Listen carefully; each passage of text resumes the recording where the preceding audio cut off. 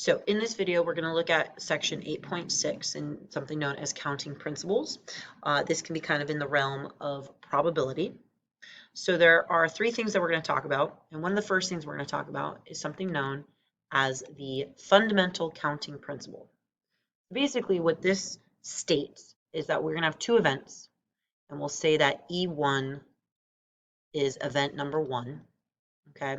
And I'm going to say that E2 is going to be event number 2, okay? And whatever these events are, it could be flipping a coin.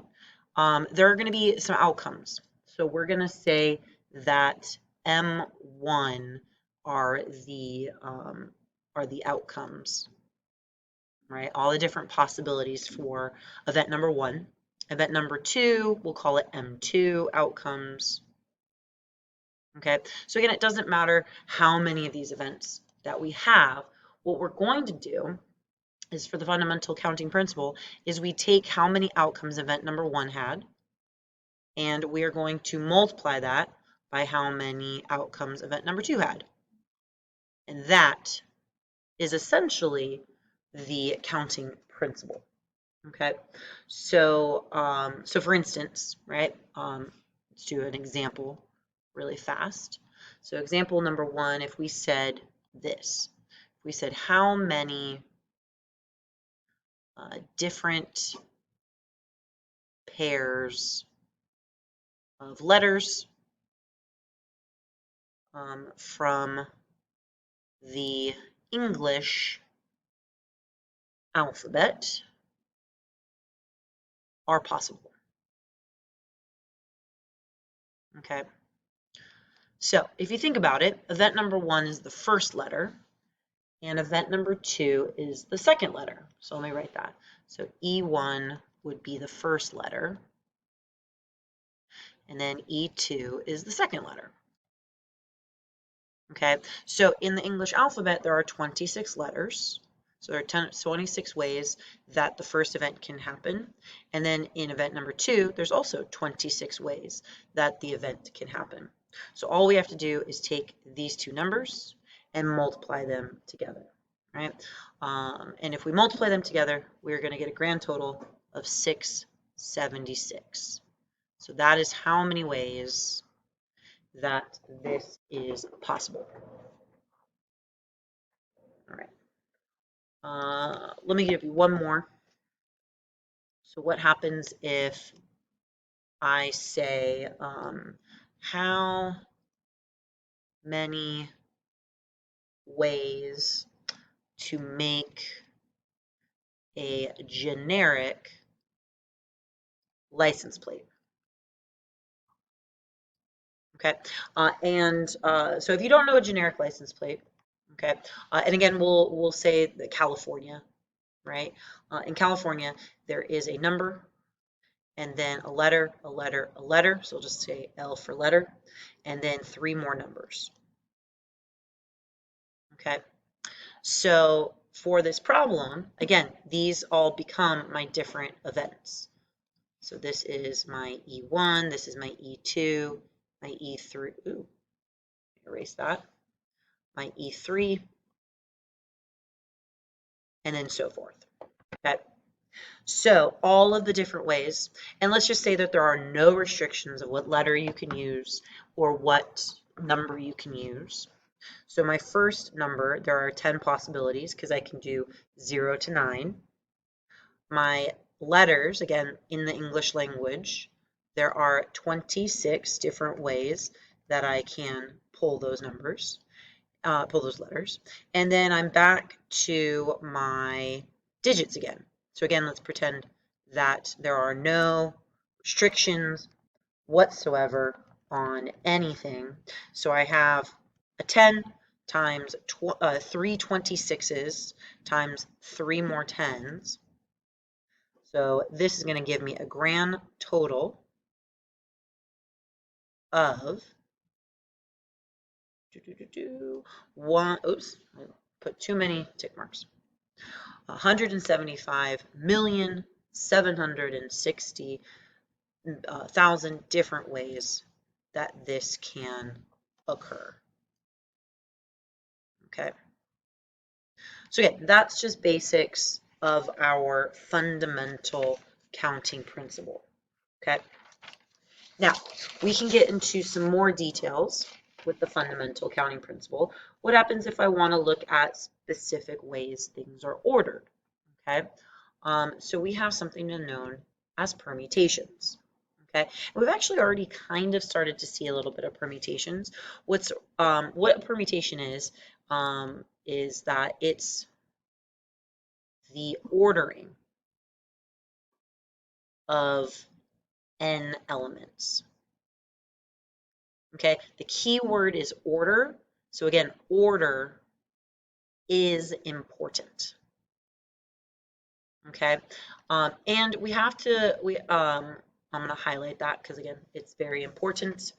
And again, we've already kind of seen permutations before.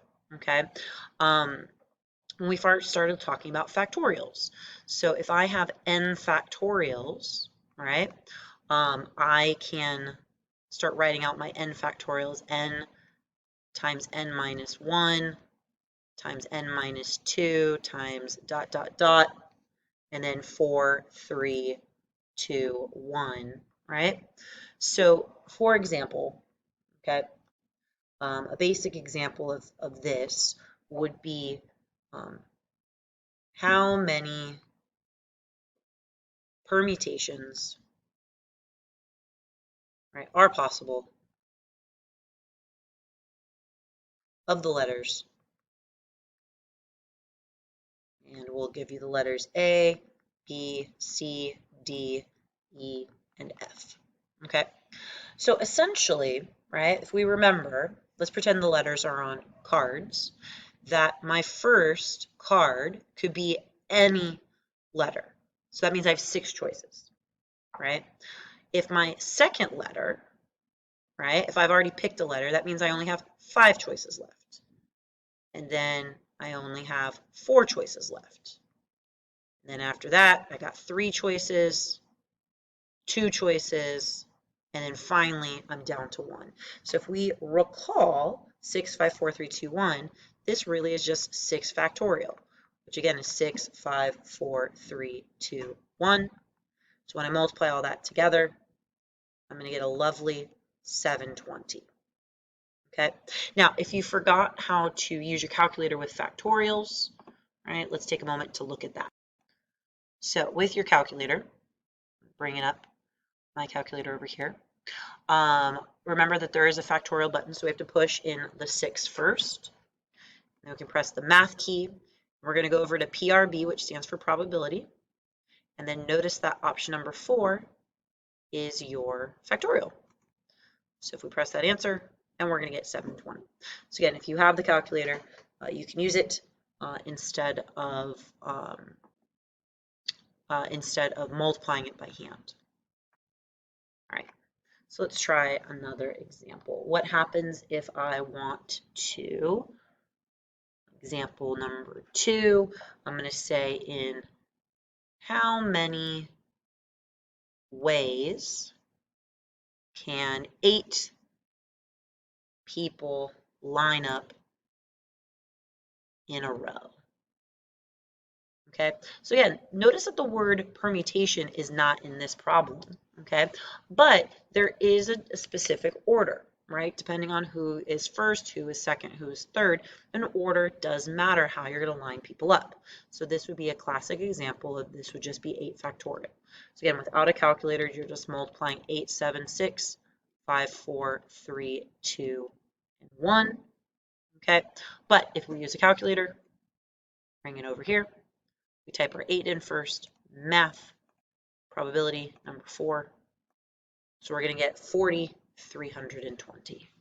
So 40,320 different ways that I can line up 8 people. Now, that means that I'm lining up everybody. Okay. Sometimes I only want to look at a subset. Okay. So under permutations, what happens if we want to look at a smaller group? So if we only want to look at a subset of the collection, we are going to use this, NPR. So N is your total number of elements. So how many people are we looking at? Okay, and then R is your subset of your elements. And I'll show you an example what I mean. So basically it's n elements taken at R of a time. Now this is an equation, which means that we need to have a formula. So the formula is going to be n factorial all over n minus r factorial. So we'll plug in things, okay? Now, we can actually go back to the original two problems, okay? So if I go back to example number 2, okay, I know that I was taking 8 people, and I want to line up 8 people in a row, so this technically would be 8p8. So again, if I use my formula, so 8 factorial goes on the top, so 8 factorial on the top, and then this becomes 8 minus 8 factorial on the bottom. So 8 factorial on the top, 0 factorial on the bottom. Again, 0 factorial is a special factorial. It's just going to become 1. But this is why we don't necessarily use the formula on example number 1 or 2, because notice 8 factorial divided by 1, that's purely just your 8 factorial. Okay, so it's when we want to, it's when our R value is usually less than the number 8. So let's come up with an example that kind of looks like that. So I'm going to say example number 3, because we're still in permutations. I'm going to say there are 8 horses running a race. Okay, in how many different ways can they come in first, second, or third place? Again, notice nowhere in here were the words permutations, okay? So we have to kind of investigate. When I think about this, first, second, and third place, that is very specific to my order, right? If I come in first versus second, right, one wins the race, one is somebody that you forget about, okay? So again, this is going to be my subset. So this is kind of like my R value. And then how many total people, or horses, I should say, that's your N value.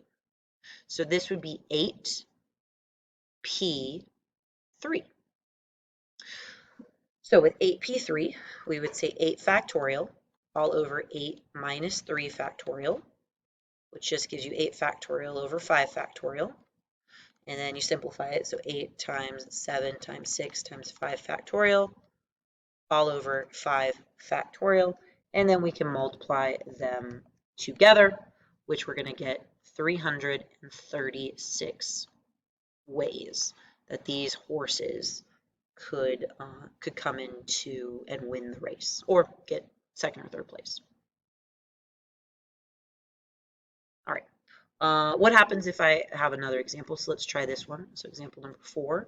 A club has 5 members. All right, so it's a small club. How many different, abbreviate different to that, ways can a president and VP, vice president, be selected? Oops, spell selected, right? Be selected.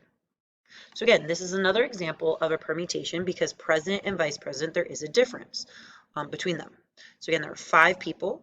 There are 2 things that I'm choosing from. So this would be considered 5p2. So 5 factorial all over 5 minus 2 factorial. So 5 factorial over 3 factorial. So 5 times 4 times 3 factorial, 3 factorial. So there are 20 ways that you could choose your president and vice president.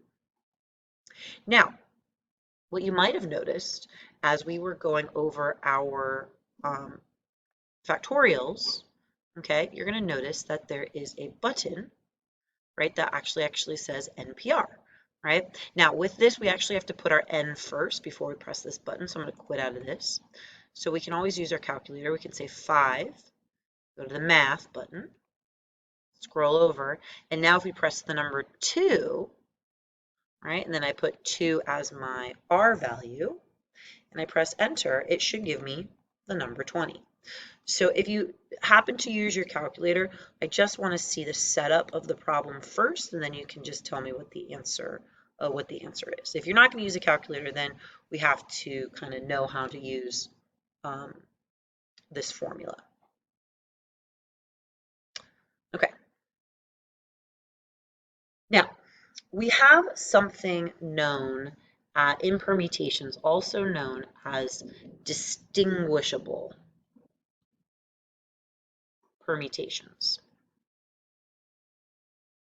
Oops. Permutations.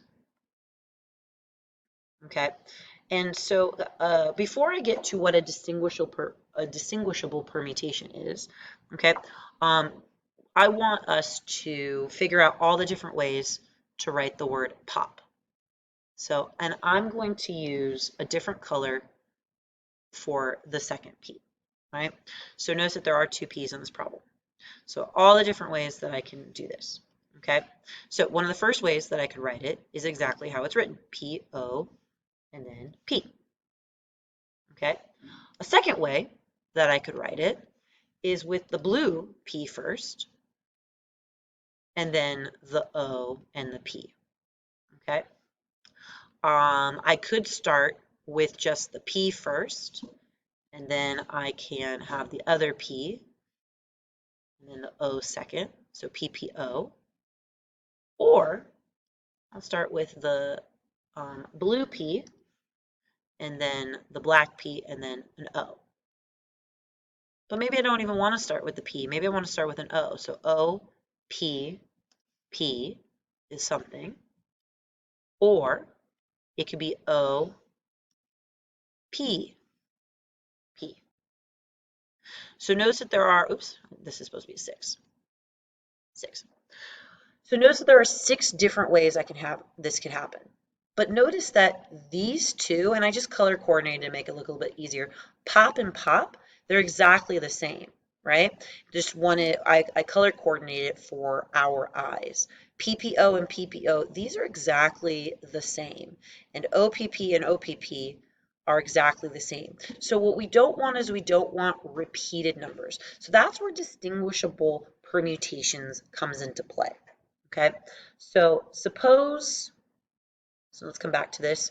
So again, you didn't need to write down the pop. So suppose a set of n objects, and for our sake, it's going to be letters, has n1 of one kind, n2 of a second kind, and then so forth. Right, N3, N4, N5. So basically what this means is that N can be broken up into N1 plus N2 plus N3 plus all the way to Nk. So how do we find our distinguishable permutations? We are going to use a formula. So to find our distinguishable permutations, let's use the formula n factorial all over n subscript 1 factorial, n subscript 2 factorial, and then so forth until you get to n subscript k factorial. Okay? So how can I actually use this? How can we see this? Okay, so let's look at 2 examples. So here's my first example. I want to know how many distinguishable permutations right, or ways to write the word banana. Okay, so that's my word. All right, so what do I have to do? All right, so the first thing I'm going to do is figure out how many letters I have. I have 1, 2, 3, 4, 5, 6 letters. So I have 6 letters in total. So that means that this is my n value, right? It looks like I have one B, so I'm going to call that n subscript 1. Looks like I have 3 A's, so I'll call that n subscript 2. And then I have 2 N's. I'll call that n subscript 3. So if you think about it, this formula right here just basically tells you if you take 1 plus 3 plus 2, does it add up to 6? Yes, it does. Okay, so what can I do? I'm going to plug it in using this formula.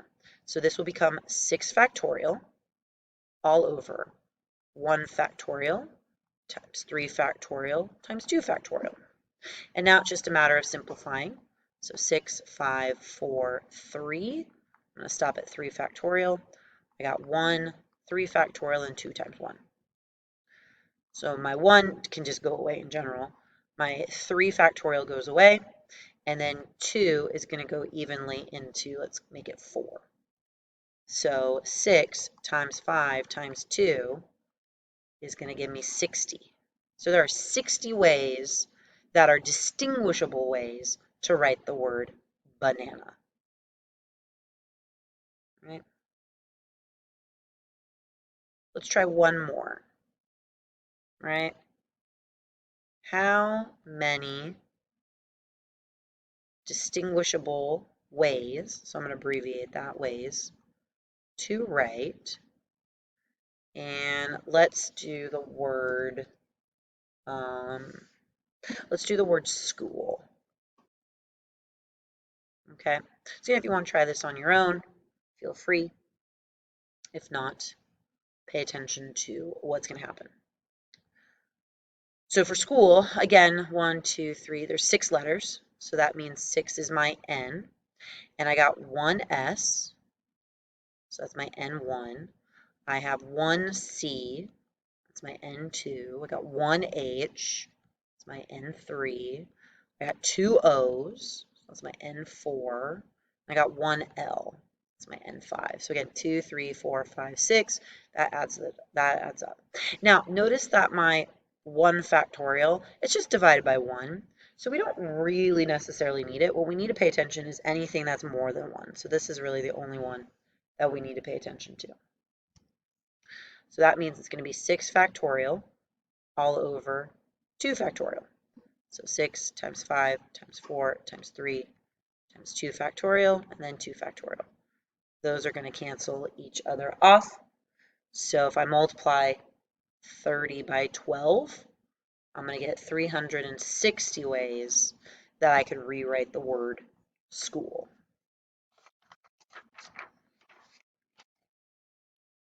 All right. So those are your permutations. Order matters. What happens if order doesn't matter? Well, then we get to talk about what's known as a combination. Okay, so here, right, it's similar to our permutations, but order isn't important.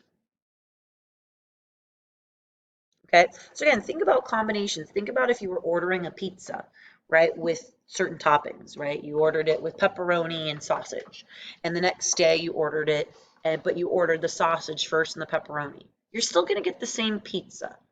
Okay, so just the different way that you order it, it still comes out the same pizza. Or if you go to a store, let's say In-N-Out, and you order a cheeseburger, French fries, and a soda, that's a combo number 2. It doesn't matter if you order the French fries first and then the soda and then the hamburger, it's still going to be a combo number 2. Okay, so with combinations, we also have a new formula. But this formula we have seen before when we were expanding our binomials. So NCR. So again, N is the total elements, R is still a subscript, And again, this will be n factorial, n minus r factorial, but add in an extra r factorial. Because again, it's not as important, so our order does not matter, right? So let's look to see what kind of examples they're here. So example number 1 under combinations. Let's say how many different ways to arrange, to arrange or to choose, let's say to choose 2 letters from, and we'll just say A, B, C, D, E, F, G. Okay, so again, order doesn't matter because if I just choose 2 letters, if I choose A and B, right, or if I choose B and A, these are the same 2 choices. It doesn't matter that I chose B first or if I chose A first. Okay, so this definitely will be a 7C2. Again, 1, 2, 3, 4, 5, 6, 7, because I have 7 letters. So this will be a 7 factorial. 7 minus 2, so this will be a 5 factorial over 2. So 7 times 6 times 5 factorial, all over 5 times 2 times 1. So my 2 factorials, my 2 will cancel off with my 3. So 7 times 3 gives me 21. There are 21 different ways that I could potentially choose 2 letters. And just like with permutations, right, you will see that combinations has the same one. So if I put 7, math, probability, notice option number 3. So now we see NCR instead. I'll put 2 there. And we should still get our answer is 21. Okay. What happens if I have something like this? So, oops, let me change my color again. So I'm going to say example number 2, and I say how many ways to select 4 students at random from a class of 20. So again, if I select student A, student B, student C, student D, right, it doesn't matter how I select them, right, that's one set of group, right? But the second that I switch out somebody for somebody else, now that's a new set of groups. So again, the order doesn't matter for this, so there are 20 total people, so 20 C4. So again, if we were to solve this without a calculator, so this will be 20 factorial all over 16 times 4 factorial. Both of them have factorials. So 20, 19, 18, 17, 16, and then 4, 3, 2, 1. So those cancel off. And let's see, 4 times, let's see, or actually 3 times 2 is 6. So I'm going to get rid of the 6 from the 18. And then 4 can get rid with the 5. Oh, we'll give you with the 20. So if we do this, we should have 4,840. Can't write today. There we go. 45 ways that are going to be put together. Again, we can use our calculator. So if I say 20, math, scroll over, option 3, and then 4, it should be the same thing, 48, 45. Okay, so we've seen combinations, we've seen permutations, we've seen counting principles. So the last thing we want to do is kind of put it together. So a lot of times we'll actually see the combinations with the counting principle together. So let's take a look at one of our last examples. So putting it all together. So let's say you're forming a board of 10 people. All right, so it's a special committee, special board. and you get to form that from 9 women and let's say 12 men. 12 men. The board must consist of 5 women and 5 men. Right? So how many different 10-member boards are possible? Are possible. Okay, so there are 2 events. The first event is I need to figure out what is, how many different ways can the women's be chosen, okay? And then event number 2 is all the different ways that men can be chosen. So I am going to multiply. I got to figure out what my outcomes are. So in order to figure that out, right, I have to look to see, I have 9 women. So for my event number 1, right, I have 9 women to choose from, but I can only choose 5. So that would be your 9C5. So to make life a little bit easier, I'm just going to use the calculator to do my math quickly. So 9C5 gives us 126 different outcomes. So this is like my M1, okay? And then outcome number 2 is my men. I got 12 men to choose from, so 12. But again, I'm still only choosing 5 men. So I'm going to say 12 and go over to my probability, push 5. So there, this time, are 792 ways. So a lot more possibilities because I have more men. Okay, again, these are my outcomes. So all I have to do is multiply, right, 126 by 792. So if we multiply these numbers together, we are going to get a grand total of 99,792. That is how many different boards that you can essentially choose from. Okay. So notice that the men and the women didn't really affect one another, right? Sometimes the events do affect. So this will be our very last example, right? So let's say 7 people go out to eat. 4 people choose the steak. Let's say 2 people choose the chicken, and 1 person chooses a salad. How many different ways can the food be ordered? Okay.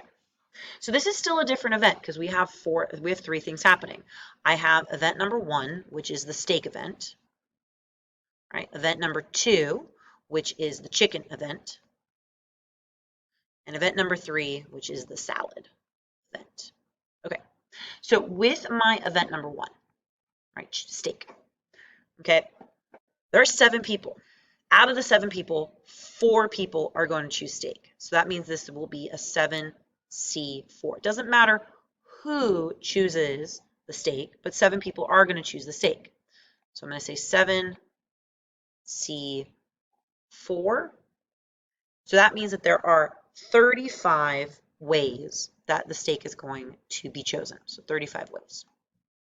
Now, for event number 2, once the 4 people have chosen the steak, right?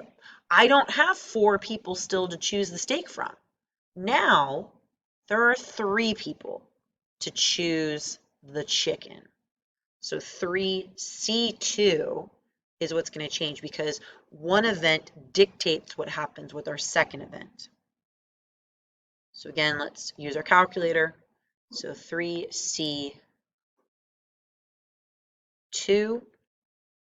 there are 3 ways that people are going to choose the chicken. Now, for event number 3, once 7 people, right, have 4 people have chosen the steak, and 2 people have chosen the chicken, that leaves only 1 person left to choose the salad.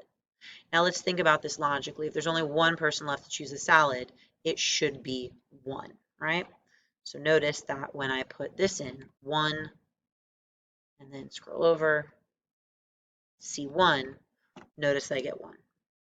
So again, it all dictates. So these numbers, right, you're not going to put 7 for all of them because the numbers are going to go down. Okay, so we're going to multiply these numbers together.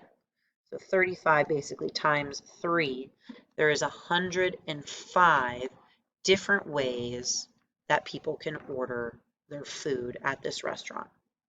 Okay, so those are your combinations, permutations, distinguishable permutations, counting principle, kind of all rolled into one.